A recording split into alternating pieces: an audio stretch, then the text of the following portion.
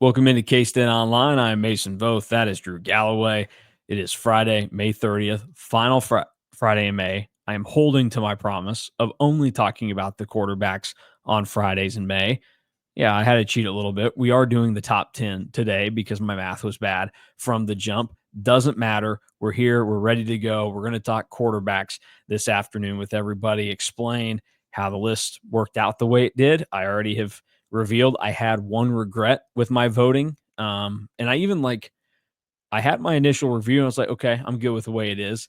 And then as it got deeper into it, I said, I think I made one mistake on here. Just one mistake, batting 24 of 25 isn't bad, Drew. So we'll Well, discuss all that. We'll start with not the 10 and get to the 1. not to be a hater, but if you missed one, like you have one regret, wouldn't you be 23 of 25? What do you mean? Because somebody else would get bumped if you had a regret. I guess in At, theory, like, you're right. at least one somebody is Well, also getting bumped. I mean, Mel Kiper, he doesn't say, "Oh, I got this exactly right for his picks," and take credit for that. He takes credit if he just gets him in the first round, basically. So, you know, yeah, you're right though. That is like being 23 or 25. I had 23 perfect picks, one that could have been a little better, and one that I truly feel bad about. So, we'll dive into it because you're going to find out rather quickly in our list today where I made the mistake. It is also nap time in the Voth house. So if I'm not as fun as I normally am, blame my daughter. Let's get going. But before we do that, Aer Lingus College Football Classic, it's a coming. We are about to hit June. You know what comes after June, Drew? July. That took too long for me to figure And that guess out. what comes after July? August. Football. So on Oh, football the well, 23rd, 2025 in Dublin, Ireland, the 2025 Aer Lingus College Football Classic will take place. K-State, Iowa State, 11 a.m. if you're lame and stuck back in the United States, aka normally what I would have done if I did not have this job. Or you're going to be over 5 p.m. kick time a day after watching the WWE in Ireland with Mitch Fortner, since apparently that's a thing that's going on in the Big 12 now. Uh, wherever you are enjoying this game, it's going to be a great time, but it will be even better if you get to experience it in person. And there's still an opportunity for you to do that. The best way, cats2ireland.com. You get your travel info, your hospitality info, and also the game tickets that you need and everything. This is significant because we saw some people on the message boards talking about having some troubles with some of their plans over there. You know who you won't have trouble with? Cats2Ireland.com. They'll get you hooked up. You can also still get single game tickets possibly if you go to KStateSports.com and check things out from there. But we are in the home stretch. We are getting dangerously close to needing to have plans made if you're going to be joining everybody over on the Emerald Isle for K-State. Iowa State looks like a fun time as it gets closer, starting to get the anticipation. We are in the middle of official visits now. So June's going to go with a bunch of recruiting stuff. We get into July. Media day is going to come. So it's going to be a lot more gearing up for the season. And then August is here and it's showtime because practice will be taking place and K-State will be just a few weeks away from their first game of the season when they take the field for the first time for practice in August. So, Drew, fun fact before we get to quarterbacks. nope, we're diving straight in. Okay, perfect. I love it. Good. We're focused today. The Hey, people in the comments that get pressed sometimes, we're ready to roll. hey, listen, I'm with I didn't want to disrespect the fun fact tradition if you had one, but I also am ready to just talk about quarterbacks. We got a lot to get into. Let's do it. We start with number 10 on our list. Number 10 is Dylan Meier from Pittsburgh, Kansas. Dylan Meier in his career at K-State, 4 seasons, 204, 369, over 2,200 passing yards, 12 touchdowns, 11 interceptions, 9 rushing touchdowns. His best game, unfortunately, probably came in a narrow loss to KU in 2004. And Drew, you don't have to wait very long for me to admit that I think this is where I made a mistake in my rankings.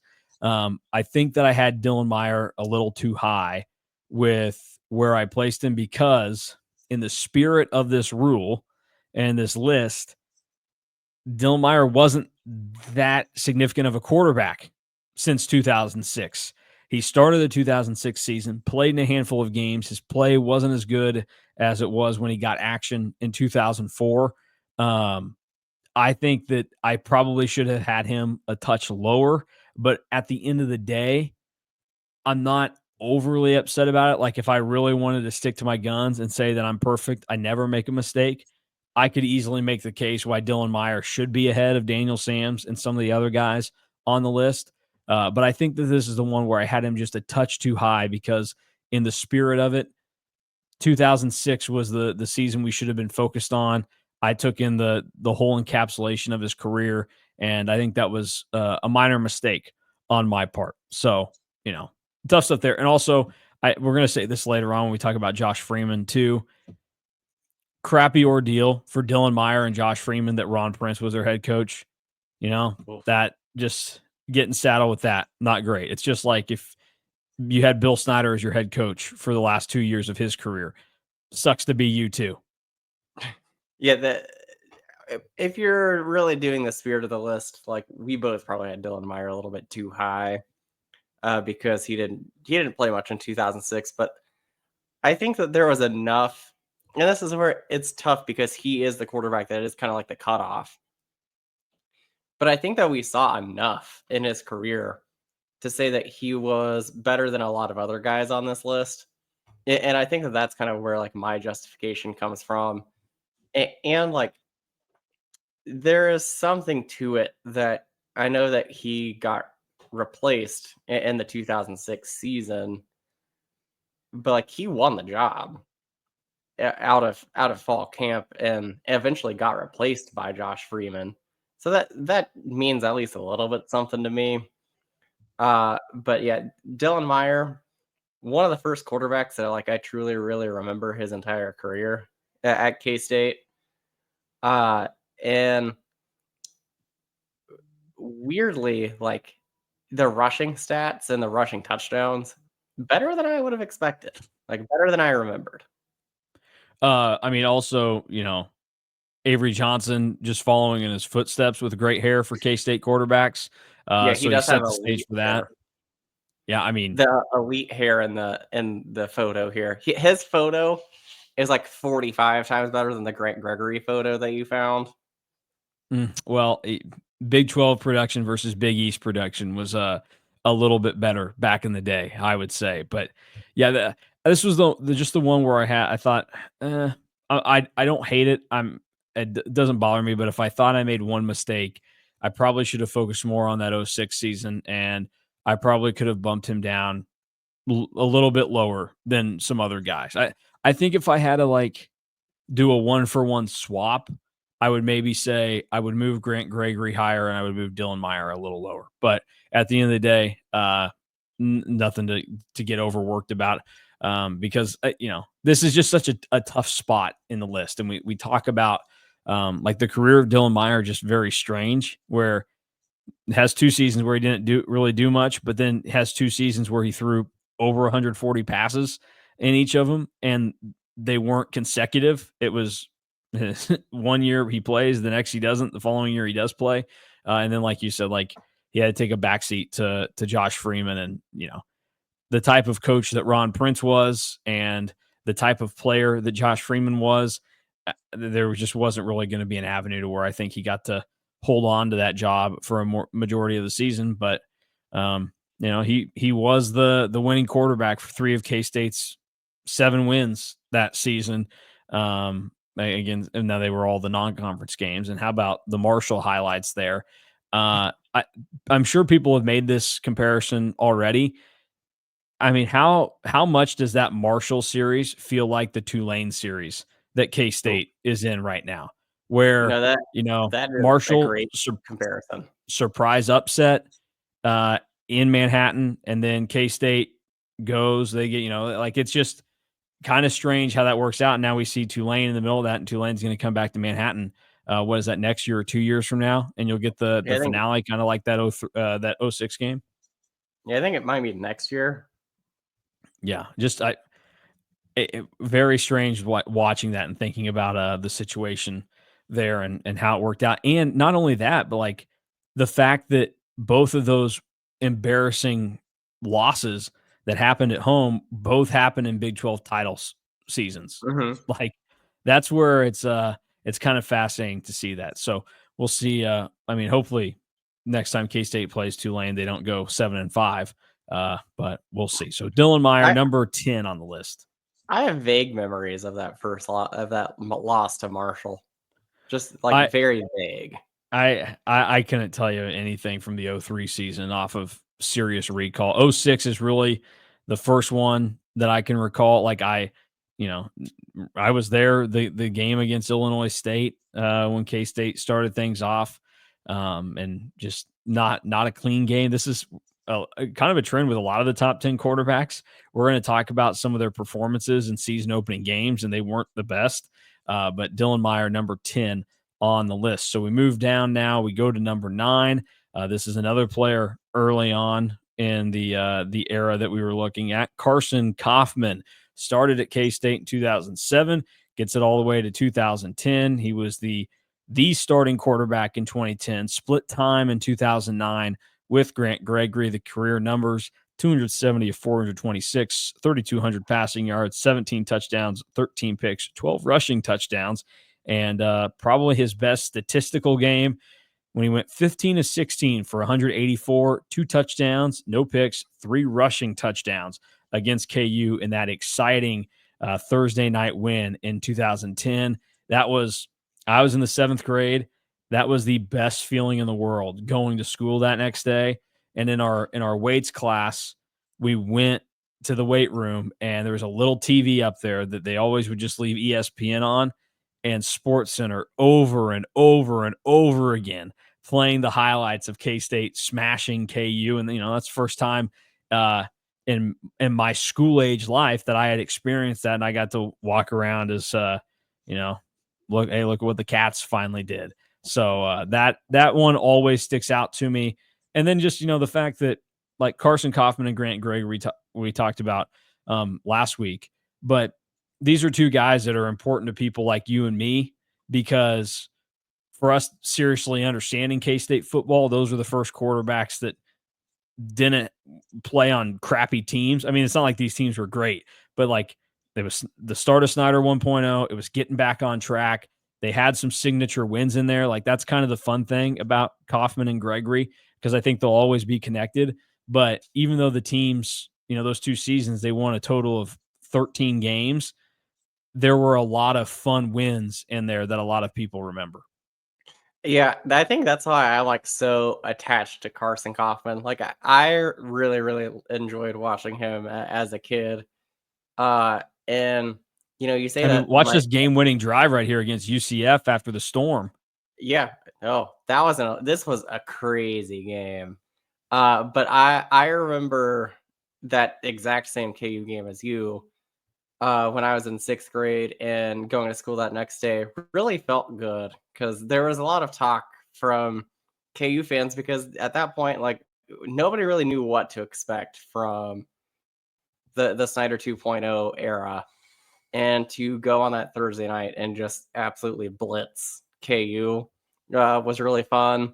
I mean, look at this master class. 5 minutes left at the 25. And the clock gets whittled all the way down to 24 seconds when the touchdown is scored to beat UCF.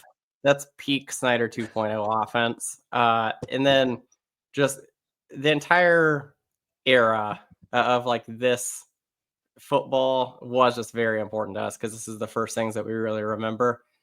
Is this about to be Tremaine Thompson destroying that guy? This is about to be triple F&T. That was his Xbox gamer tag back in the day. That guy, that highlight makes every list. You said, by the way, that this is maybe his best statistical game. This is a K-State record holder game by Carson Coffman for highest completion percentage on a minimum of 15 attempts. All right, that's good to know. Yeah, it's just and you watch, everything was just pinpoint in this game when he needed to throw it. And it's not like there was a ton of that was necessary, but he made all the throws that he needed in this one against KU, and they're just kind of fun to watch. Also, he used Andre McDonald a lot, which is kind of fascinating. There's Travis Tannehill I've catching seen a that one. lot of Andre McDonald and a lot of Travis Tannehill in these Well, highlights. Andre McDonald has that dog in him The, and this outside of him. this was the other thing that I really remember from this like 2010, 2011 was playing KU and Lawrence back-to-back years was so strange. What a screw job by the Big 12. What an absolute Yeah. screw job Well, by those I guys. was at the game in 2011 and legitimately one of the most fun games I think I've been to because Yeah, I was with a lot of KU people. I was at the 2011 game as well. I was staying with my cousin who was like, I guess he would have been, I'm doing math in my head again, dangerous game. He would have been a sophomore at KU at the time. I think my brother had like baseball or soccer or something in Kansas City, and I was so sick of at that point going with my family to watch soccer every weekend, and so I kind of forced my hand. I said, well, I could go stay with Logan maybe. And he was nice enough to let me do it. We went, and he had a bunch of buddies from his hometown that were all K-State students at the time. So they were all there. Got to go to that game. And I mean, I've only missed one game that K-State's played in Lawrence since 2011, and it was the 2015 game. And I physically had the tickets, but my parents were like, the weather really crappy right now. Not going to let you go. But Carson Coffman gets a lot of just that era of guys because there's that attachment where it's still like a pretty core part of like childhood sports fandom to where, again, not the most spectacular of careers, but Carson Coffman is a guy that means a lot probably to many other K-State fans that are the age of you and me. Just like, I thought it was awesome when the game at Mizzou a couple of years ago, when it's like, oh, Carson Coffman and Josh Freeman are hanging out on the sidelines at the game. Like that stuff is still just fun to me to see that guys that didn't have the most illustrious careers and went through some serious downs at K-State still will show up for stuff like that. So Carson Coffman at number 9. I think you and I, we had. Oh, I was gonna say, and now Carson Coffman is involved in betting of some sort, like with some site or app or something. Yeah, we should get him on the show. I had Coffman at 9. I think Carson Coffman would come on here if we asked. Probably to pimp out his product. That's how that goes. Well, Coffman at 9 for me, 8 for you. Fine. So I forgot that there I you had go. Coffman at 8. Now I got to look at who I had at 9. Oh, I know who I had at 9. Yeah, and we'll talk about it in a little bit. And I disagree. That's where a disagreement is. All right, let's move on. Number 8 on the list of ranking the K-State quarterbacks since 2006. It is Jesse Ertz, maybe another one of the Scott Wildcat cult heroes. 207 for 364 in his career, 2,600 yards passing, 16 touchdowns, 7 picks, but in just limited game action, almost 1,400 career rush yards, 15 touchdowns on the ground, and a dual threat guy, 1 300-yard passing game in his career and 4 100-yard rushing games in his career. Again, this is another guy that, like, if we're pinpointing dudes that had just fine careers at K-State, but have special spots in my memory bank, Jesse Ertz would be one of those because he was the quarterback my freshman year at K-State. And that was a fun 2016 season. Unfortunate that his injuries in 15 and 17 kind of played a significant role in those not being very fun seasons.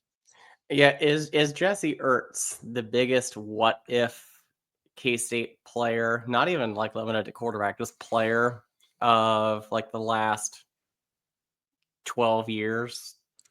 I think it depends on like, well, I'm trying to think. 12 years. Daniel Sams, ever heard of him, Drew? I have. Jesse Ertz was a lot better. But what if Daniel Sams was better? I don't think that he was. We can keep saying that he might be, but he was not. By the way, there's my guy, Isaiah Harris. We had a couple classes together, saw each other in a Popeyes once. He called me a very endearing name that I can't repeat on here. That pass to Byron Pringle is what I think I remember the most of Jesse Ertz. And then weirdly, that Oklahoma State game that that we had already showed. Yeah, and that Oklahoma State game, like, that was one of those where it was giving me flashbacks, to, like, other games and situations, like, I think K-State might be able to do this and pull it out. Unfortunately, they were not able Well, to, it's because but, they were in alternate helmets. yeah, we should have known. You know, Yeah, you saw the white helmets and you said, "Ah, this team's screwed." K-State's in the silver helmets. Jesse Ertz doesn't, I think, throw an interception in that Oklahoma State game. Last quarterback to beat Texas, Jesse Ertz, ended Wow, the era of Texas dominance for that K-State. that is a great trivia question. Yeah, because I He mean, was there were a he was lot of the them that got the job done there. he was the starting quarterback in that 23-0 game. Yep, Yeah, the yep. more you know. 2016. Yeah, the death of Charlie Strong. Because then the next year he got injured in the game in Austin, Yeah, and then yeah, my guy Alex Delton had to take over. But in that 2017 game, I also believe went to overtime. it did. Yep, it was the opportunity was there. But yeah, that Oklahoma State game in 2016, electric. Yeah, Jesse Ertz had to throw the ball from the 18-yard line with no time on the clock. And the O State 18 did throw a pick in that game, but 43-37, like, it was a great football game from start to finish. And that's the other thing, like, that 2016 team, kind of uncharacteristic the way some of their games played out relative to, like, the rest of the really, like, the rest of the Snyder era and everything, towards the end, like 2015 on, basically, because that team scored 63 against FAU. They beat Texas Tech 44-38. The 43-37 game, they beat Baylor 42-21. Like, they kind of played the offensive game a little bit more there, than some other people. So But it's pretty it's exciting because there. it's because they had a really fast quarterback that was physical and could throw the ball. I mean, that is part of that. And then, like, that's where I think that he's better than Daniel Sams because he could He could throw a throw the little ball. bit. Yeah. Yeah, that's true. And Jesse Ertz in that era, we just showed highlights of who he was throwing to.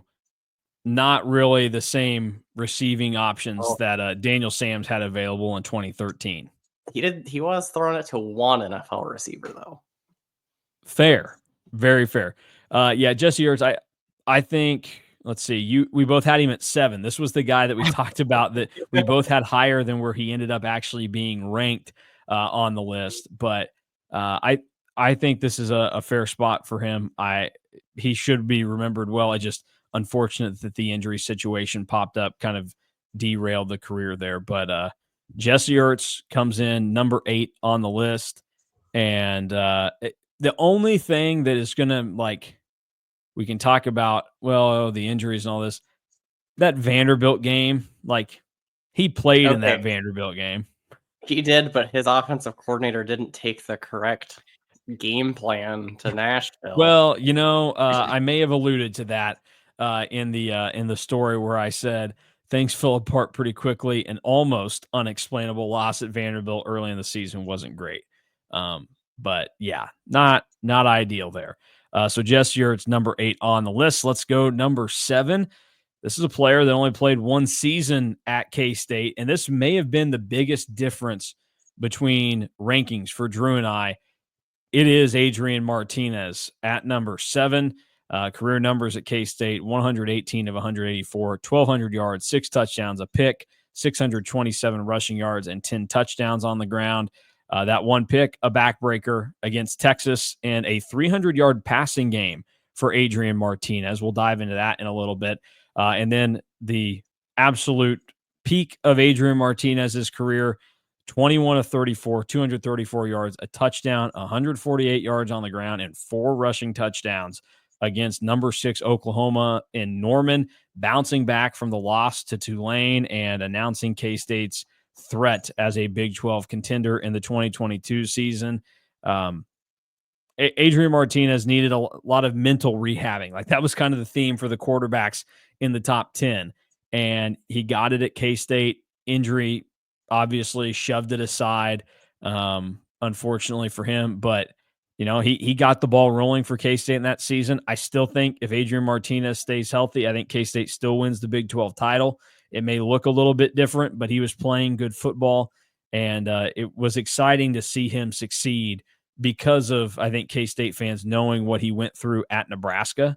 And so it was, not only just get to see a guy play great football for your school, but I know a lot of K-State fans still like to get one over on Nebraska when they could. And so definitely enjoyable to make Nebraska fans look like idiots for thinking that Adrian Martinez was a bad quarterback when it turns out Nebraska is just a bad football program now. Yeah, toughest ranking probably goes to Adrian Martinez. Like, I probably should have had him higher, but it's so tough because the lows were very low.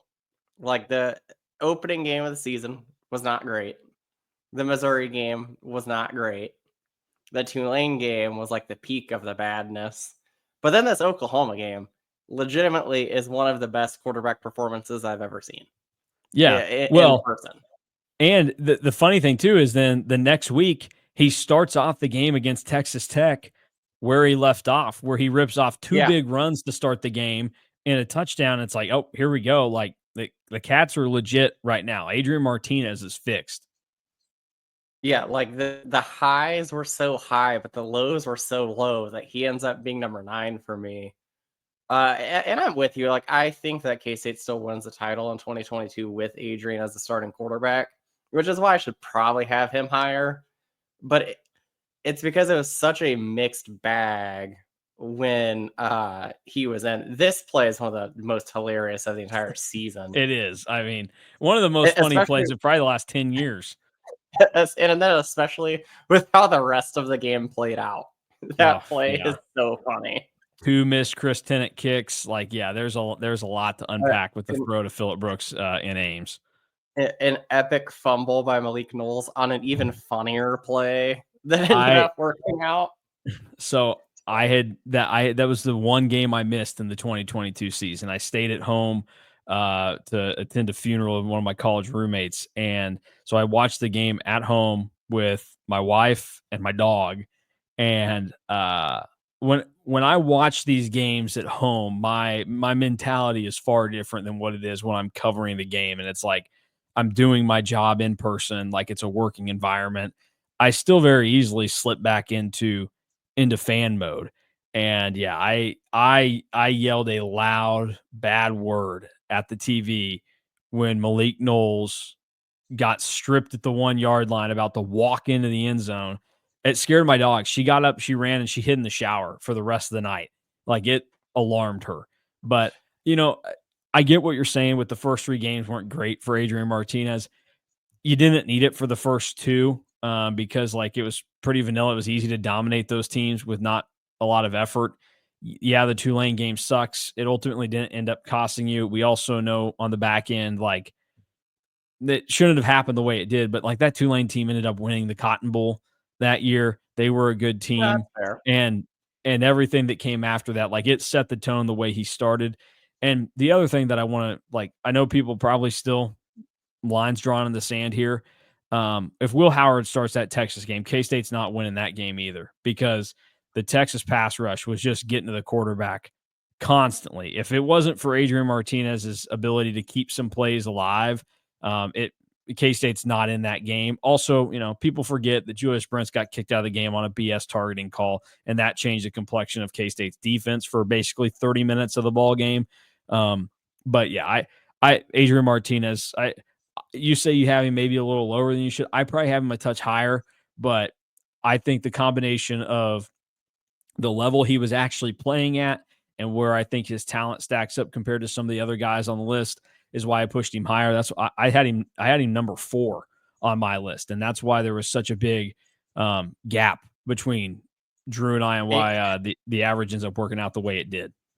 And why Jesse Ertz ends up getting screwed out of all this, because he was the one that we both had at 7, and he goes to 8 because there's such a big gap with Adrian Martinez. Well, and the very next guy on our list at number 6, he ties Adrian Martinez for the biggest gap between quarterbacks on the list. You had him at 3. I had him at 8. And that's pretty much the perfect encapsulation of how do you make sense of this guy's career? And it's Josh Freeman, who I think a lot of K-State fans, obviously with the Ron Prince situation, have done a lot of retooling in their minds on and thinking, okay, like what's the status here? What do we think of Josh Freeman? Uh, Here's how I broke it down. Obviously, the talent was there. He was a first round NFL draft pick. Still, before Felix was the most recent one until 2023. All time passing yards leader at K State up until Will Howard in 23 held the touchdown passing record. Certainly a product of a terrible head coaching situation. But you look around at like some of the weapons he had, like I think that there is an element to where Josh Freeman, some of the shortcomings on the teams he was on probably fell into his lap. Like there's some evidence to suggest that. If you go and look, he threw for 400 yards in a game twice at K-State. Both of those were losses to OU and Oklahoma State. He threw 3 interceptions 5 times in a game, and he had 12 multi-interception games in his 3 seasons at K-State. All of those ended up being losses except a win over San Jose State. So, like, he played, while not the main culprit, like I will write a lot of it off on Ron Prince, he played a big enough role in his own shortcomings that's why I had him at 8.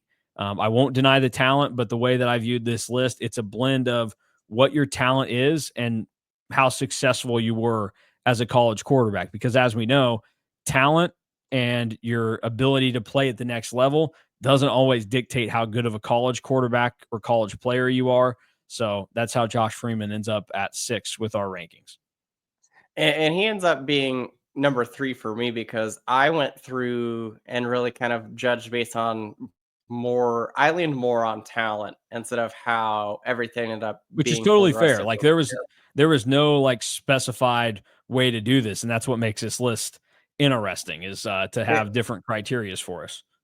And because of that, like I would rather have Josh Freeman and hope that the talent shines through in a better situation than a lot of other quarterbacks on this list. I mean, he was a first round NFL draft pick for a reason. Also, it was just cool to me Throwing to an all-pro receiver. Yes, he did throw to an all-pro receiver who is in the Packers Ring of Honor. And another NFL But receiver, Yamon Figures, that we'll see. yeah, but I mean, you have all that. But the arm talent was really kind of unquestioned. I mean, watch this throw right here against OU. This is the only OU highlight I put in here because of this throw. Yeah, I mean, that there aren't a lot of quarterbacks in K-State history that can make that throw. And then the entirety of the Texas game was basically drop back bomb. And like losing to KU as much as he did also like knocks him for a lot of people. But these Texas games were so funny because this was like Texas really at the height of their powers. And K-State teams that really had no business winning either of these 2 games just end up winning in Manhattan and then just destroying them in Austin. Yeah, that was also a great throw right there. Yeah, also future NFL player, but it's a complicated legacy for Josh Freeman just solely because of the nature of the team that he was on, and like that's the tough thing too is like we know that Jordy Nelson is one of the best receivers to have played at K-State, one of the most talented, but he got saddled on playing on some of the worst teams of this era. And like, that's what I mentioned in there is that we have a string of these quarterbacks that they just unfortunately had to play in like one of the worst 5-year stretches of K-State football to where I think if they played in a different circumstances, they are probably better outcomes in their stats and better outcomes in the wins and losses. But yeah, Josh Freeman, number 6, definitely should be remembered well, but and not in like a negative light. Just it feels like a missed opportunity there for K-State. Oh, it definitely does. And I got a couple more things just Josh Freeman related. Number 1 that was wild seeing Jordy wearing 27 again. That threw me off for a little bit. But I also remember, I think it was Josh Freeman's freshman year when K-State was getting kind of whipped by Oklahoma State, and then comes back and Freeman has a huge touchdown run to end up winning that game. I was the only person in my family that saw that entire game because I didn't want to go back to the car yet. So I watched the whole game. K-State comes back and wins. So you stayed in the stadium by yourself to watch that? Oh, 100%. I 8 stayed by years myself to old. watch That's it. I mean, that's Yeah. number 1, wild commitment, and number 2, your family must have thought you were crazy because, like, well, I guess if he gets taken, there's something wrong with him because he thinks K-State's gonna win this game. And then they did because all of my family members came back in with like 2 minutes left. I went and I looked it up. Just I was like, where does this stack up? Because 34 interceptions, that's a lot. If That you is a weren't lot. aware of that, Drew.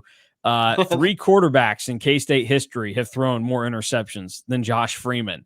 Do you have any guess on who the 3 are? Well, one is Lynn Dickey because we talked about that. Yep, Ring of Honor member Lynn Dickey. All 64 interceptions he threw on 6.4% of his passes. The shade to throw in Ring of Honor member there was Well, funny. I'm just stating facts. Okay, I don't know if I have a good answer for the other two. Another Dickey, Daryl Ray Dickey, is number 2 on the list at 43, and then Dennis Morrison threw 38 from 1970 to 1972. So there you go. Dennis Morrison, somebody's got to figure out what he's doing now. That's a name I had never heard of until just now. Number 5 on the list is Carl Straw. He threw 31. So that's your top 5 most interceptions thrown in K-State football history. All right, Only that one is really from the modern era. Yeah, that is 10 through 6. There's a look at your quarterbacks again: Dylan Meier, Carson Coffman, Jesse Ertz, Adrian Martinez, and Josh Freeman. And now it's time, Drew, to dive into the top 5. This is going to be another interesting stretch of guys. Transparency, the numbers were tight with a stretch of 3 guys that we're on right now, starting with Josh Freeman, and with the next 2, there was some flip-flopping going on with the rankings. But number 5 on the list of all-time K-State quarterbacks of the last 20 seasons, maybe the most, I don't know, like controversial quarterback for a long stretch, Skylar Definitely, Thompson. definitely the guy that played the most games. Yeah, 6 seasons of Skylar Thompson. He and I were freshmen at K-State at the same time, and he finished his career 2 years after I had graduated from K-State. For his career, 552 of 885, 7,100 yards, 42 touchdowns, 16 picks, 355 carries for over 1,000 yards, and 26 rushing touchdowns. He led the Big 12 in yards per attempt in 2021, which was another injury-riddled season for Skylar Thompson. But this is where, like, 16, he didn't play. 17, he got forced into action when, somebody maybe shouldn't, but he had moments where he performed well in 17, overtime win at Texas Tech, where he was kind of a hero. The last second throw to Isaiah Zuber to beat Iowa State happened in 2017. He also got benched essentially in the Cactus Bowl, and Alex Delton took over from there. And then we know what took place in 2018. Both Thompson and Delton were hurt. Both didn't play well. Both never really got an opportunity to just have the job for a little bit and see what would happen. And then Chris Klieman comes, and we basically saw a totally different Skylar Thompson for the last 3 years of his career, albeit 2020 was ended far too early. Yeah, I have a lot of really good memories of Skylar playing in his entire career. I was going to bring up that 2017 Texas Tech game if you didn't. Like, I just remember him kind of coming in as a redshirt freshman and everybody thinking, oh, wow, like this guy is like legit and going to be the future quarterback. And then that throw to Isaiah Zuber to win that Iowa State game. Again, everybody is on this high of, holy cow, like they might really have something here. And then 2018 was just an overall or just disaster of how to handle quarterbacks. But then when Chris Klieman comes in, as like one of his first things was like saying that Skylar is essentially like the franchise quarterback. And you really got to see him take off and play his best football under Chris Kleiman. The only like what if thing that I have with Skylar is I wonder how much better his stats are if Colin Klein is his offensive coordinator. Because I think that you could argue that he was really good in 21. I know that he had the injuries, but if he would have had Klein as his OC in 21 or even 20, I think that you're seeing an even more impressive Skylar Thompson. Because I mean the playbook wasn't exactly Well, and he was throwing thriving. to Joaquin Gill for touchdowns. He was, yeah, but I mean, if you really look at it in his career, I think that his career arc would have been Oh, even this is the better. best receiver he ever threw to in his career against Texas Tech right here. This was Is to this ice the game. uh, the Seabass? Yeah, it's Seabass, Sebastian Taylor. Fun story about that play right there. Uh, Shout out to a fellow classmate of mine at K-State. Eventually went on to do great things and go viral with her schedule release video for the Titans. Very creative minded Emily Starkey ripped me a new one after this touchdown from Chabastin Taylor because I got in her way as she was trying to take pictures and I was trying to get video of the handshake and the celebration that was about to go on right there. So we butted heads on that one in the end zone, and that's pretty much the last time that we spoke face to face. So yeah, that's good memories there for me. Also, I was a Seabass guy, so that's my personal anecdote there and what I That remember. But this to end the game against Iowa State is electric, and one of the just you talk about funny plays to find another way to break Iowa State's heart and do it like this, where Skylar screwed up here. He wasted all of the clock on that play, and it just so yeah. happened to work out where Isaiah Zuber was standing wide open for a touchdown. Uh, we can play that Iowa State play again because if you look, like there is no business. Like this play should have been dead in the water, Yeah. or he should have just ran immediately left, and then to find Zuber and score. I remember being in the student section for that game, and everybody just kind of looking around at each other, saying, "What did we just see?" Because that whole drive was hilarious, and then just the meltdown on Iowa State Twitter afterwards, saying that the game was rigged and everything, was even more electric. It's weird to think about like the Scholar stuff. There was the stretch where the body language doctors, that was a big deal Oh, on yeah, KSO during that era and trying to dissect what was wrong there. But we just saw for the most part a different attitude and a better string of performances once Chris Kleiman got here. And I think that's where you just like you have to separate what you saw. Obviously, there was the fun that was there. I think a lot of the negativity that holds over from Skylar probably comes from 17 and mostly 18 with the way things went out. You're just like, this guy's not very good. And then, 2019 is tough because it's not like the what ifs drastically changed the final outcome of the season. But that team, like they laid two stinkers against Oklahoma State and Baylor, and then they had two one-score losses late in the year. One at Texas, a game that you think they probably should have won, and then the game against West Virginia, they definitely shouldn't have lost.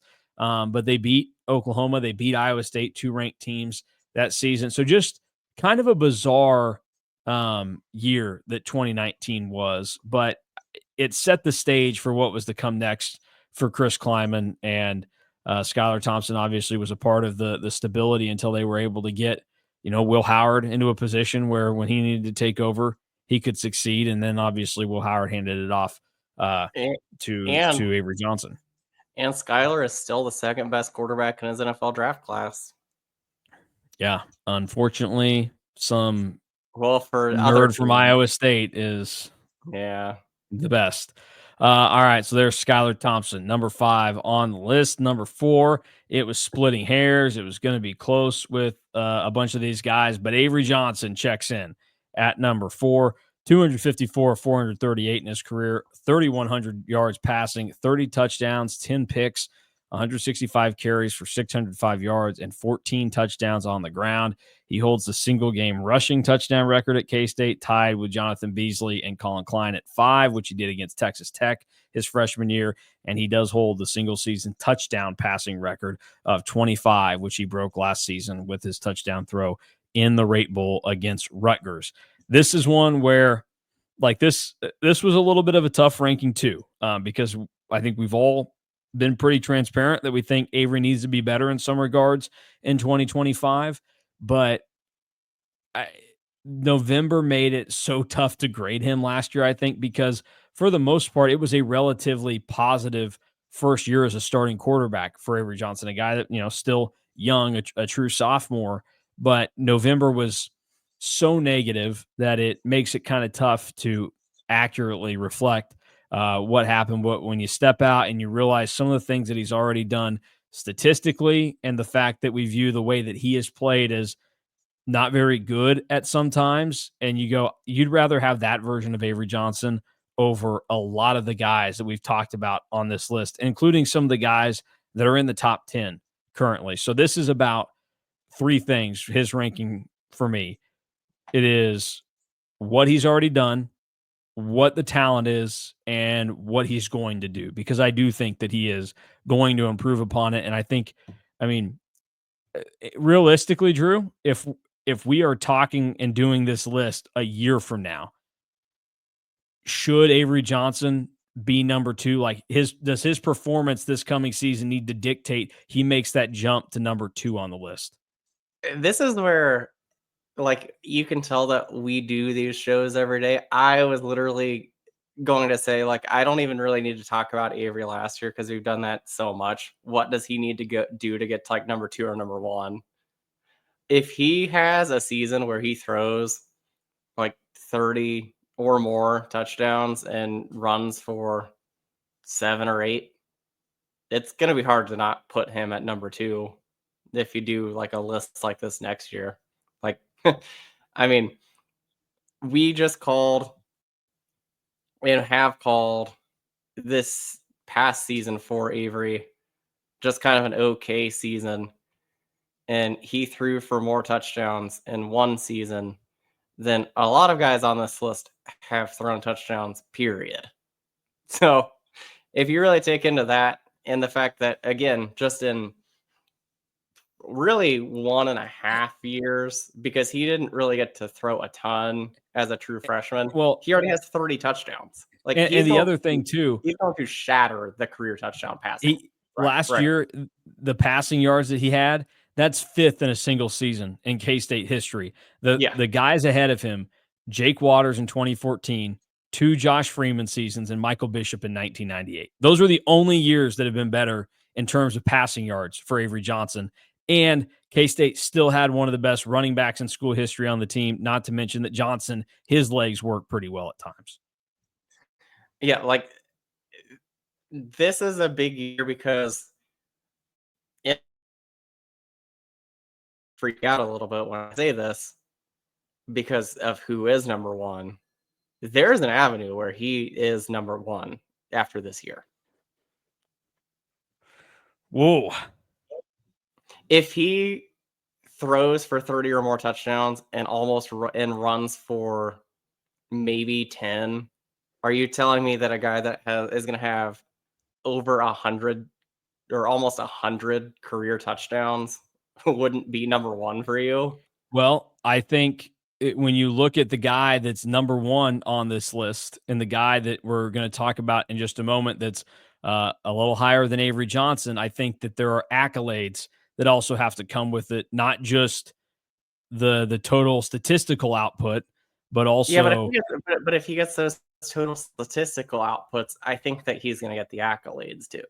Well, I don't just care about personal accolades. Like, K-State as a team, I think for me to make that consideration, think that could happen. I think a Big 12 title has to happen this season. But I will say, while I'm not banking on it, I think your confidence level might be a little higher there than mine. I think Here's a throw that we talk about all the time. Yeah, I was gonna pause it to bring it up, but I think it's possible. If K-State wins a Big 12 title this year and he hits all the benchmarks that you're talking about, and the play is as dynamic as people think that it could be for somebody like him, then yeah, there probably is a real conversation happening on, is Avery Johnson, is his career already better than Colin Klein's? And then you ask, does the NFL situation dictate that he comes back another year, or does K-State say, let's find the NIL money to make this thing happen? Because I think there's a way you can do that for quarterbacks. But yeah, this is the one that I think, one of the throws, the Jace Brown one at Colorado is one of them too, and there's another Jace Brown throw that's coming up.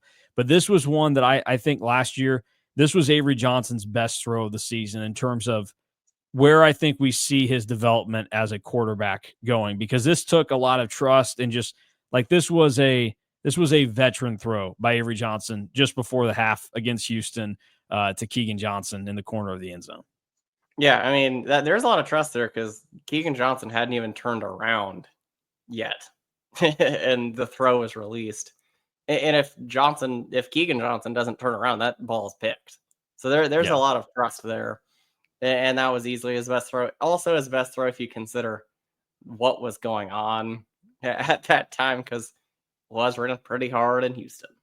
Yeah, it was not fun there. And we saw the creativity last year. It wasn't in here, but the first touchdown that he threw at Tulane was impressive. He had a ball to DJ Giddens that was impressive on the sideline that ultimately didn't count at one point. But like there was stuff That throughout the throw season, too. and that throw, 4th and 2, like gotta have it. And there you can see me in the top left, bundled up, shooting You things look a right little there. cold. I was a little cold. There will be another shot of Mason Voth that will make an appearance on this list later on. This is just one of those where the more that I break it down and we watch what he did last year, he's in the perfect situation to get this thing figured out, because quarterbacks that we've talked about on this list already, Skylar Thompson needed a mental reset and just to get that retooled. Adrian Martinez needed the mental retooling. Will Howard needed the mental retooling. And that all happened under Chris Klieman. Those guys all got significantly better from where they were, and the perception of those players changed drastically. And I think you look at where a lot of the problems came for Avery Johnson last season. I think it just comes down to how he processed things in his head at times. I don't even think he was at as low of a point as those three guys that I just mentioned were, but I think a lot of it's there for him. I think it's just unlocking the next level mentality wise. And if that happens, then he probably does reach a lot of this stuff. And we know that Chris Klieman has been basically a quarterback whisperer in doing that in his time at K-State. And like, we know he's a defensive minded guy, but like he's the head coach. He's got a role in this. I think a lot of it just comes down to like his belief in the way that he talks to these guys, and he gets them to buy in and believe in the direction that he needs them to. But yeah, the Avery Johnson conversation, we know it's going to be something that's talked about a lot. It's fascinating all the time. I'm starting it early. Well, that's good. That's good. We'll see how it all pans out. We may have to amend this list after the coming season. All right, that is Avery Johnson, number 4 on the list. Number 3, we have 3 quarterbacks remaining, 2 that are going to be in spots 2 or 3, and then one that's a given at number 1. Drew, who do you think is at number 3? You already know. The list is. I already know that was not. Yeah. If you hadn't already, number 1, posted the story. Number 2, like, we're on the same Google sheet that has. I revealed to you. You were supposed to play along, play the game there. Will Howard is number 3. Everybody, 4 seasons at K-State, 458 of 779, 5,700 yards, creeping up to 5,800, 48 touchdowns, 25 picks, 226 runs for 921 yards and 19 touchdowns. He is the career touchdown pass leader at K-State with 45. And he is the winner of K-State's 3rd Big 12 championship in school history. Will Howard, 2 horrific seasons that I don't really ever want to watch, and 1 really amazing season.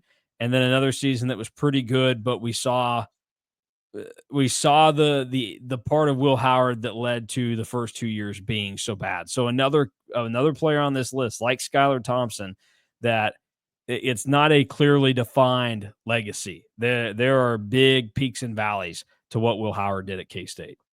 Yeah, there's a lot of peaks and valleys. The ups were amazing. We talked earlier today about the Oklahoma State game where he threw 4 touchdowns in the first half because we were talking about how that record is just cursed and that nobody will ever throw more than 4 in a game because Will threw 4.5 and still couldn't. A lot of ups, a lot of downs. I remember the very first pass that Will Howard threw at K-State. A rocket to Jacksonine. Yes, an absolute rocket to Jacksonine.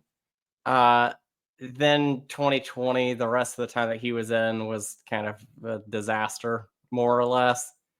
By the way, how bad was that TCU team in 2020 that freshman Will handled them the way that they did? I thought we were talking about 2022 TCU. They were kind of trash too. I mean, they got beat 70-7 by a team that season.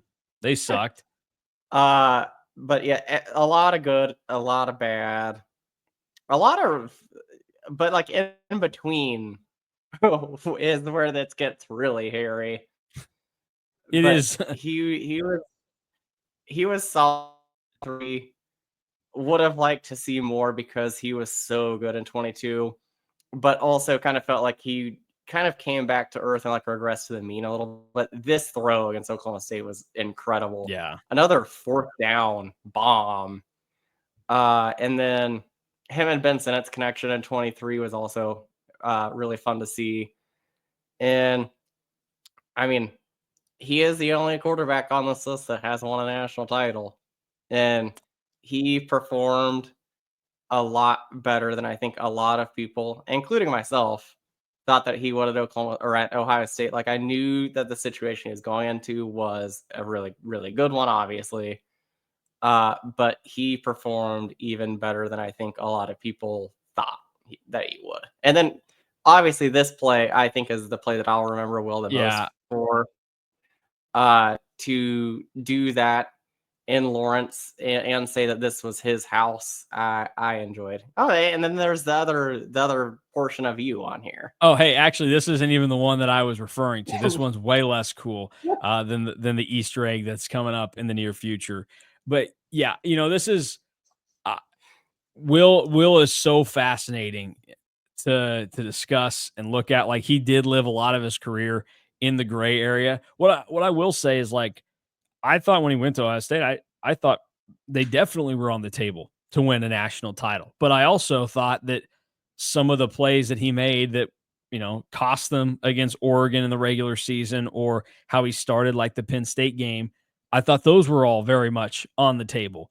Like, because we still saw that even in 2023 after he came down from the high of that stretch in 2022. But to anybody that was surprised by the run that Will Howard went on in the playoff, he did that to end the season in 2022. Like, from that Oklahoma State game on, he just ripped people apart. And you go and look at even the final 4 games of that year, the 3 against, I guess it was that was Baylor, West Virginia, and KU. And then the title game against TCU, like, it all adds up. It all makes sense because he basically did that then to repeat in the playoff and how he ended up playing. So he finished in a very strong way for his career. It was good for him. His time at K-State, it's just you wonder why it took so long to fall into place.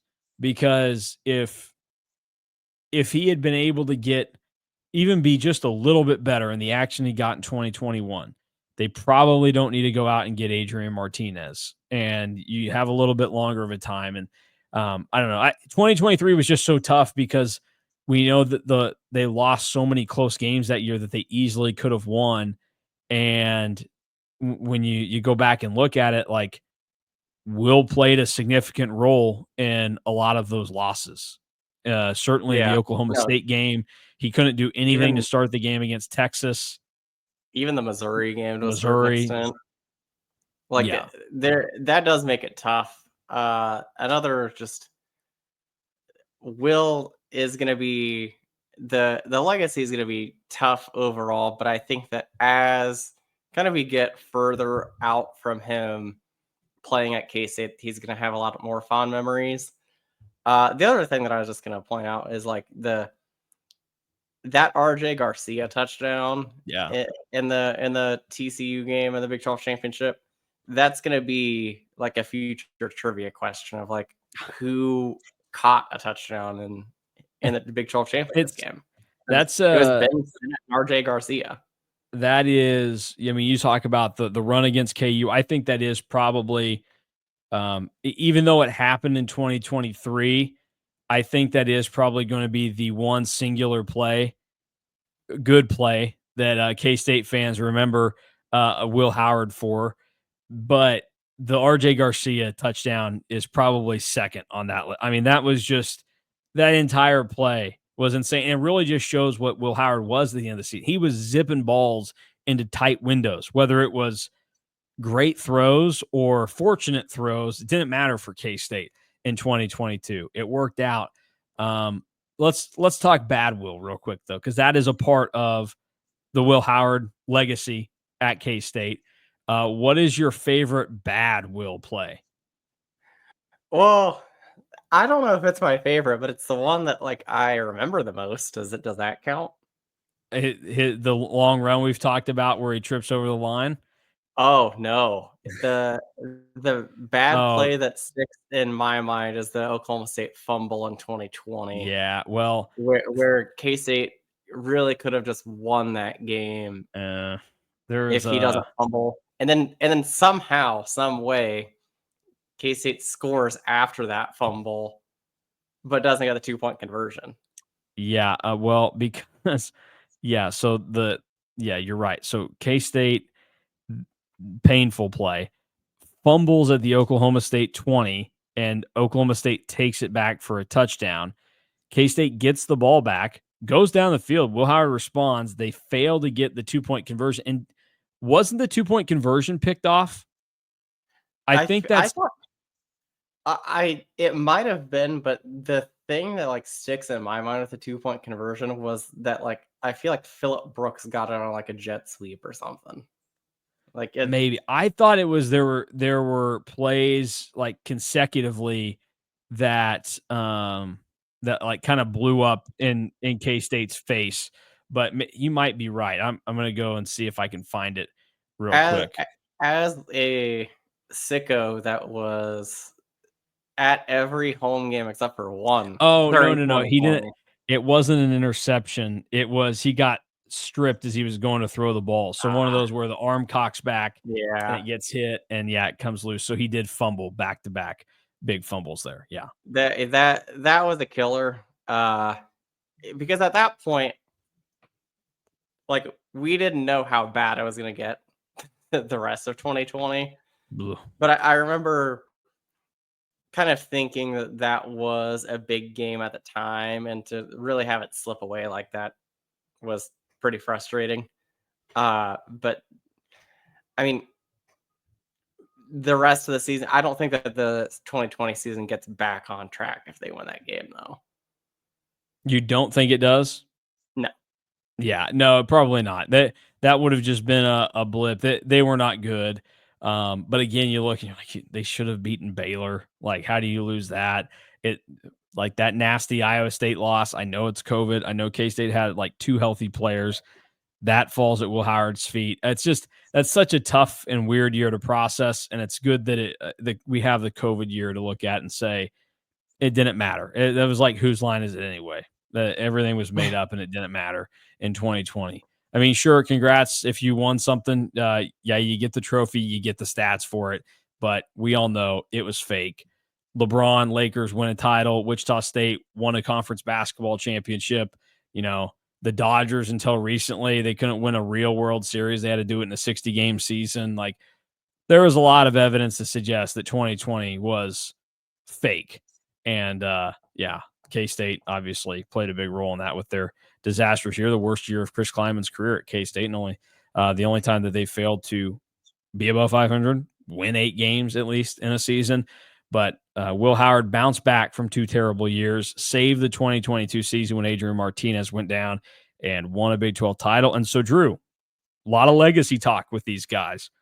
With his numbers, with the Big 12 title, is Will Howard one day going to be in the K-State football Ring of Honor? No, I'm not That's tough. asking. I'm not asking if you think he is a Ring of Honor member, but if you think that will come, or relative to guys that are already there or might one day be there, should he be in? I think relative to guys that are already up there, he probably has a case. I mean, this is where when we do the quarterback Mount Rushmore, which I imagine we're going to do first, there's going to be a lot of talk Actually, about we're going to this. start with punters. Okay. I imagine that will be something that we talk about, because I think that Will Howard's entire career at K-State is at least identical to L. Roberson, and L. Roberson is already in the Ring of Honor. Yeah, I think that's probably the correct comparison. That there were, a handful of years of L's career where there weren't really anything to write home about, and then he had a strong season in which the team won a Big 12 title. It'll be fascinating to see kind of where that legacy ends up sitting for Will Howard as things go on. But he gave 4 years at K-State, and as we know, had still some commitment to K-State, where he was funneling some of those Ohio State transfers to Manhattan. That leaves 2 players left on the list. They played back-to-back with each other. Well, not with each other, but to each other, and how it ended up working out. They held down the fort for 4 years at quarterback. Number 2 on the top 25 quarterbacks of the last 20 years at K-State, the trader himself, Jake Waters, 421 of 657 in his career, just shy of 6,000 passing yards, 40 touchdowns, 16 interceptions, 272 runs for 796 yards and 15 touchdowns. Single season passing yards leader in K-State history, and he is the last quarterback to throw for 400 yards in a game. He did it against West Virginia. Jake Waters in his 2 seasons. Unfortunately for him, I kind of alluded to it in the story that I wrote. He, part of his legacy now is that he was the quarterback for one of the more embarrassing losses in recent memory for K-State, and the fact that, he's now coaching up Cyclone quarterbacks, and that doesn't really go over very well for some people. But Jake Waters was obviously a phenomenal thrower of the football, and some people might dispute it because you love Daniel Sams, or you have better memories and longer memories of some of the other guys on this list. But I think talent-wise, I think Jake Waters had to be number 2, especially then, his teams were pretty successful at K-State. They weren't to the highest level, but they were right there on the doorstep. And throughout some bumps year 1 for Jake Waters, he adjusted, got used to playing in the Big 12, and finished strong in 13 and had a really good 2014. He was the best thrower of the football that I think is on this entire list. I think that even above Josh Freeman, Jake Waters is the best thrower of the football. Well, he did throw 18 less picks than Josh Freeman, so. I mean, yes. But then you kind of alluded to it. The whole Daniel Sams stuff kind of clouds what he is perceived to be. And then, here you go, Drew. This is the next Mason Voth appearance in here. This is a touchdown pass to Tyler Lockett. And let's see, there you go. This is 2014, and you see there's a nice looking family standing there clapping in the stands, right next to the Section 28 sign. That is Mason Voth in his Nike Elite shorts. My youngest brother, my dad, and then my middle brother, and then my mom over there on the edge. So just look at the clapping form by the Voth family right there. You can tell that we're related by certainly the way that my dad and I are just clapping in sync with each other. But that was one, I didn't even realize that until probably 5 years ago. And I was watching highlights of this game. I was like, oh, we were sitting in this area, and sure enough, there we are, clapping it up for Jake Waters and Tyler Lockett. But also, like, you think about Jake Waters' legacy. What's different about him is, like, as a JUCO guy, he only played 2 years and had 40 touchdowns. Yeah. And it's also not like he played in an offense that was an aerial assault. Like, there were some really good receivers on these two K-State teams, obviously, with one being Tyler Lockett, and then Curry Sexton was really good too. But it's not like K-State wanted to air it out every game, and especially in Snyder 2.0. So, like, he's another one that, like, with a modern day offense, I would love to see what his numbers would look like, because he really lit it up Well, in 2 years. it is fascinating because his talent at quarterback dictated how K-State kind of changed and operated their offense for 2 years. You know, like Because he could, they also couldn't run the ball in the 2 years that yeah. he was there. Well, and they couldn't run the ball for a couple years after he was there either. You know, like it was dark time for K-State running backs. But like it was kind of a change in style for K-State. But I think like it's fun to see highlights like that. Obviously the connection that he had with Tyler Lockett and Curry Sexton is significant. And those are just like that's a good era to look back on because those plays were fun. I mean, he was the one he threw like Curry made some crazy catch against Texas Tech that Yes. season in the end zone. Like just he was the right quarterback to be at K-State when you had the junior and senior seasons of those two receivers. No, I 100% agree. And, like, that's why I think that long term, like, that's why having Waters over Sam's was the right call, because you probably don't have as gaudy numbers that Lockett and Sexton both had with Daniel Sam's at quarterback. Yeah. Yeah. I also remember that West Virginia game where he threw for 400 yards. It was on my birthday that year. HBD. Yeah, it BG. was also a Friday game, I believe. And K-State, again, because we talked about it, this era, they could not run the ball. Like, there was at one point, I think that K-State had -1 rushing yards, like, midway through the fourth quarter. So what's wild is that Jake Waters threw for 400 yards in a game that K-State only scored 26 points. That's just kind of nutty the way that would work out. Because they couldn't But run the ball in short yardage. yeah, they did 29 carries for 1 yard. Jake Waters had 13 of them. Charles Jones had 4, and DeMarcus Robinson had -7. Is it bad when your two running backs combine for -3 yards? Is that bad?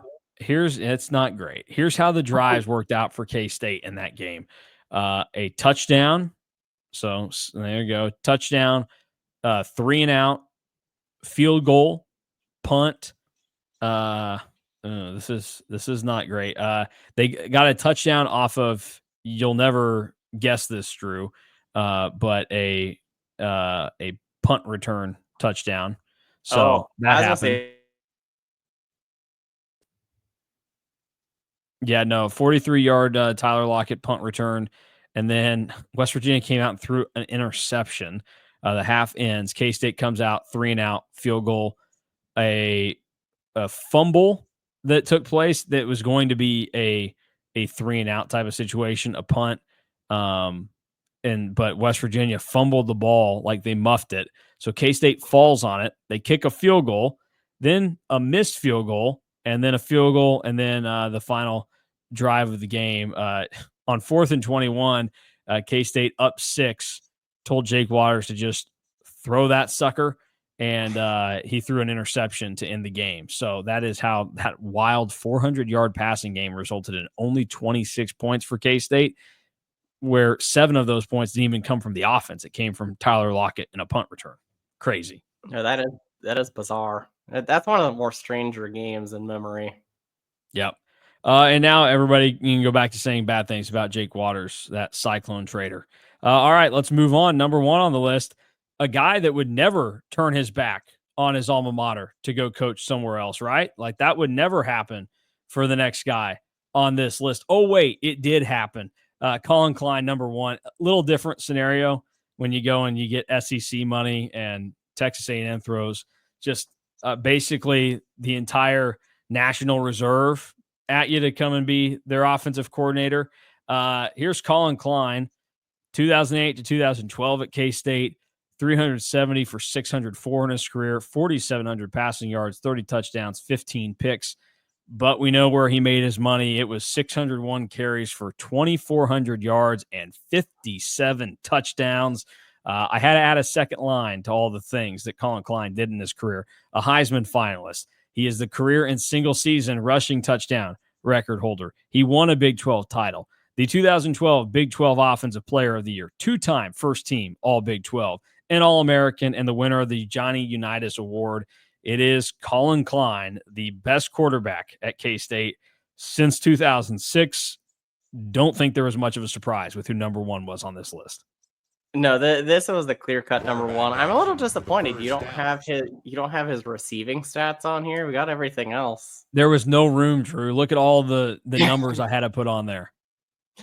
But I can't decide what is more absurd talking about a quarterback between 601 rushing attempts to 604 passing attempts, or just the 57 rushing touchdowns. Like, Klein was a machine. It was never the prettiest ball coming out of a quarterback's hand, but always went to the right spot and to the right player. And was really part of the most fun era of my, and I guess our childhoods. 2011. And my manhood, too. You know, you can include my everything since I've graduated from K-State. Yeah. If we do a retro season, because we're going to talk about like what we want to do with like retro stuff later on. If we do a retro season, I want to start with 2011 because we've talked about how like 2015 was a fever dream, but like in a bad way. 2011 was a fever dream in like the best way possible because it felt like every single game went down to the wire and K-State found a way to win, including the time where you at Old Ticks exposed yourself and said that you had a bad tweet about, or a bad Facebook post about Colin Klein in the Eastern Illinois game in 2011. No, Eastern Kentucky. But yes, I did have a Facebook post that might have said something to the effect of, not sure Colin Klein is the guy. That was moments before he threw a touchdown pass to win the game to Chris Harper and save the day. And then, he just, every game after that was the best player K-State has seen in this period. But so many games where, like, yes, he played with Tyler Lockett. That helps. But he was, like you said, it wasn't the prettiest of mechanics. It didn't look the best in the, like, pace-wise in the air, but it was almost always on target. Like, we see so many other balls thrown in this era that we've just talked about with all these quarterbacks, and there are guys that where the receivers are having to adjust. When he threw the ball, he knew exactly where it was going. And obviously, as you saw there, it was pretty deadly at times in some of those games. But I mean, this guy's about to catch another stray from me on this show. No. but like you said that he did get to throw Tyler Lockett. So did Jake Waters. So did Daniel Sams. And again, he still couldn't throw it very well. Damn, man, so, like, that was. So yes, he did, but there was also he was just really, really freaking good. I have to keep playing this. I mean, this is a hilarious, like, garbage time against KU. Just 50. Why not rip off a 51-yard touchdown run with 1:20 to play? Absolutely hilarious. And then the Texas highlights that year later, they come up. The even crazier part of Colin Klein, like just watching these highlights again and remembering how awesome he was. If we just do one game, though, I want to do the 2011 Miami game as an aside. Okay. Well, I was gonna say, like, 2011 has a lot of options there because, like, I thought you would have said like Texas A&M that year for overtime. It'd either be A&M or Miami. Eastern Kentucky. If you have the tape, Brian Smoller, let us see it. We want to do Eastern Kentucky. Yuck. But looking at Klein and his highlights, it's funny how huge he was playing, and then post playing, how different he looks now. Like, he looks like a tank in these videos. And he was, and Bill Snyder used him like a tank, uh, basically every time out there. It's so the thing with Colin Klein, the touchdowns on the ground is nuts. He set the single season record for that. The guy that's number 2 on that list is also Colin Klein, for what he did. And so 2011, he had 27 rushing touchdowns. He had 23 in 2012, and then he had 7 others spread out times between that. And then like the throwing came along, it was good enough. It was exactly what you needed when you had receivers as good as he did. I mean, we talk about what Jake Waters had with Lockett and Sexton, but like what Colin had with Lockett, Harper, and Thompson, that's easily the best trio of receivers that K-State has had. You throw in that like he had a reliable tight end in Travis Tannehill. John Hubert was like, it makes sense now when you look back on it that, oh, that's why this team was good, because a lot of those guys make up some of the best groups of players that K-State has had ever since basically 2003. Like they just, all those guys would be towards the top of all of these lists. But what a career, and him going on this run, it didn't feel like that kind of thing was supposed to happen for K-State to be able to have a player of that caliber that got the national attention, Heisman finalists, K-State's winning the Big 12 title. Like, I just, in my life, obviously, I was months old when 98 happened. I was 5 when 2003 happened. So, like, there had been good K-State teams that I was alive for. I don't remember a lick of it. My memories of K-State football were like, it sucked going and playing on Saturdays in 4th and 5th grade football and hearing them announce scores in like the middle of the game. And it was like, oh, great. KU won. Oh, they beat K-State. K-State lost again. Like, that sucked. Like, I just felt like K-State was bad at football. It also didn't help that K-State was bad at basketball, kind of during that stretch of my childhood growing up.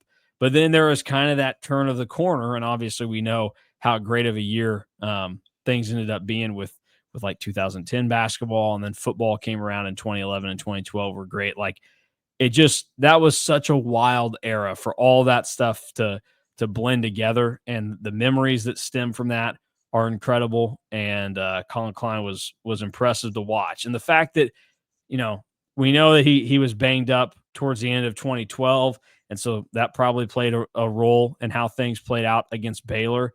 But the fact that he didn't miss a game in 2011 and Insane. 2012, the way that he had to play for K-State to win is pretty impressive. So, Also, Mike Gundy loses a lot of points for me with how they handled Colin Klein in 2012, because it did look like they were kind of intentionally trying to hurt him. Let's just remind everybody of how insane Colin Klein's first start at quarterback was against Texas in 2010. He was 2 of 4 passing for 9 yards. K-State won the game 39-14 off the back of 127 rushing yards from Colin Klein and 2 touchdowns. Daniel Thomas had 106 yards and 2 touchdowns in the game. That is like, a hilarious start to what Colin Klein ultimately would become. But I don't think at no point in 2010 would somebody have, maybe, you might have a crazy family member that at the time was like, I think we should be playing this Klein boy over Carson Coffman or, whatever. Nobody else would have bought that when you saw that they only let him throw the ball 4 times against Texas. But that's just another like funny thing to look back on. The A&M 4 overtime game, like, just, it's not even the fact that K-State was so good here. It's that a lot of those wins are iconic. Like, K-State's racked up wins in other eras, and I don't know that you look back on them and go, oh, this game, like, I remember this, and this. I remember this, and this. 2011 and 2012, like you talked about, every single one of those games for the most part, you go, I remember this. I remember that. I like everything. Just, it was a wild time. Yeah, it was truly one of the most fun, like, 2-year stretches in football fandom for me. And then just Klein was such a stud. It's also funny, like you think about, like, everybody talks about how like NBA timelines, like NFL timelines, are kind of weird because you're like, huh, I didn't realize that this guy played with this guy. It's funny, like thinking about Daniel Thomas and Colin Klein on the same team. Yeah. God. Like those are two Imagine guys that are so different in my brain of like when they played. if The Daniel fact that they Thomas did just had one overlap. more year. Oh yeah, Oh, 2011 would have been crazy with no Daniel offense to Thomas. John Hubert, but I mean, They probably man, don't win 10-7 against Eastern Kentucky with Daniel Thomas. you don't think so? You think they lose the game? Yeah, I don't know. I think they might score more than 10. Yeah, that's another one where it'd be funny to go look at the drive chart. I mean, I do I do remember there were some turnovers that took place in that game, including some fumbles. Uh yeah. Oh, kind of wild to look back and see who did fumble too in those games. Another fascinating part about it is like that Eastern Kentucky game, guys that made mistakes in that game were dudes that ended up being really solid and key parts of the future. Like Colin threw an interception in that game. Tyler Lockett fumbled in that game. Anthony Cantelli missed a field goal in that game. Like there were a lot of guys that played significant roles for K-State that they struggled in that game. And that was also alarming when Bryce Brown only got the ball 3 times for 16 yards, and you kind of started to go, oh, this isn't going to be as awesome as we thought, and it was not awesome. But It, congrats on extending the streak, Bryce. yeah, good job on extending the draft streak, but that should have. I guess we weren't really old enough to know if that should have been a red flag, but that should have been a red flag for a lot of other people. Yeah, I would have loved to like be able to go back and look at what the message boards were saying in 2011 about the Bryce Brown situation. If Or like, anybody remembers, or, let us know. or like, send us like a game thread of the 2011 Eastern Kentucky game. I would love to see that. Yeah, do you think we're going to get like all the old rival threads? Are we going to be able to see those again when the I merge hope so. happens next month? I hope so. I need to go through and read the how long does it take to get to Omaha thread Oh, again. yeah, that'd feel that would feel special getting to read through that again. All right, here you go. Here are the top 5 quarterbacks on the list: Skylar Thompson, Avery Johnson, Will Howard, Jake Waters, and Colin Klein. To close things out, we will all in a moment zip through and show everything else.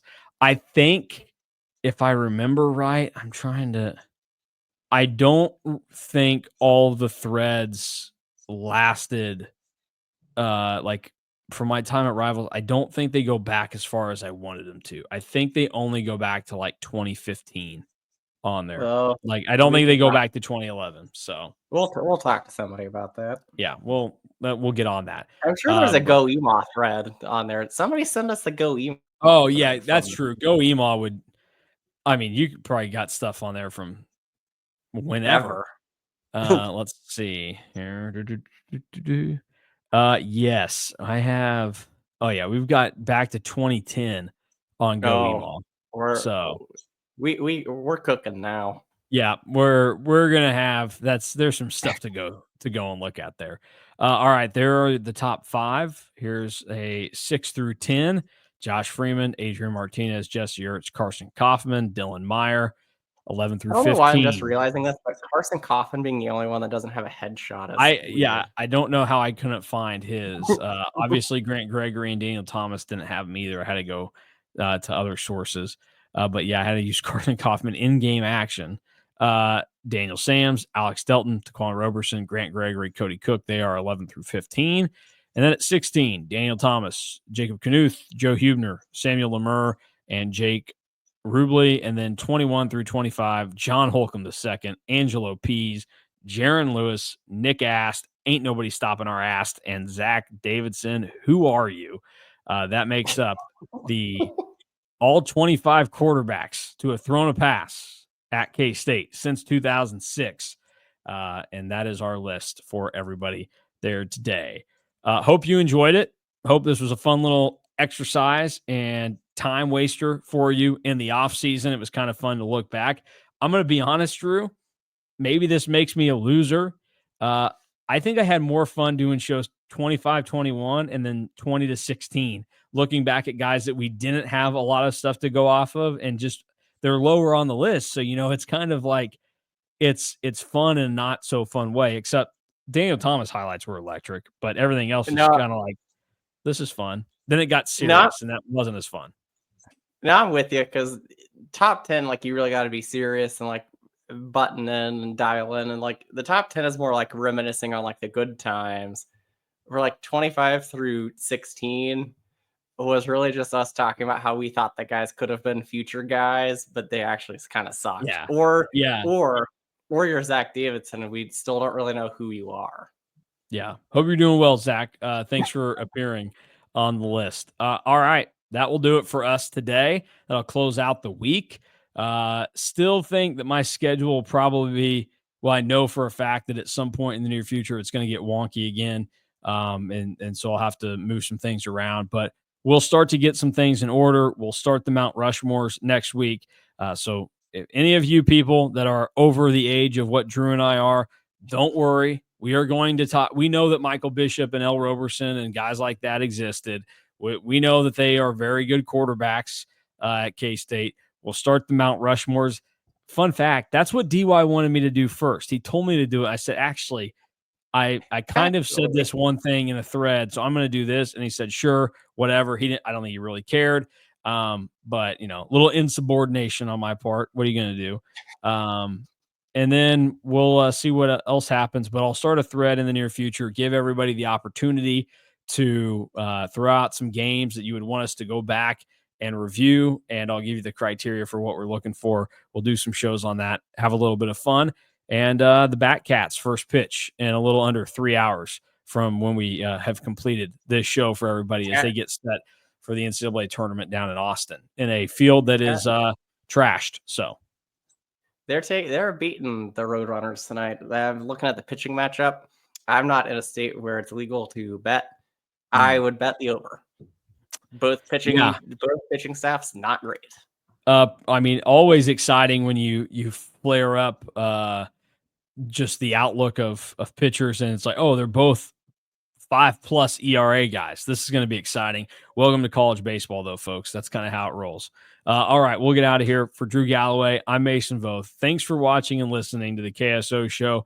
Back again next week to talk about some more pertinent and serious, timely K-State topics and some more fun along the way, too. It's the off season. You got to have a good balance there. We'll bring it to you over at KSO. You can also go to KStateOnline.com right now. Get signed up for KSO and On3. Your first week, just $1, and you get the most extensive coverage of K-State and college sports on the internet. You also get a great group of K-State fans. That's right. I'm calling you great if you're a member already. You guys are great people. Most of you that are on the foundation, our premium message board. Lots of conversation about the Cats. It's also where the inside info from Drew and DY shows up. So all of that to say, go to On3, get signed up for KSO, and we'll talk to you again soon.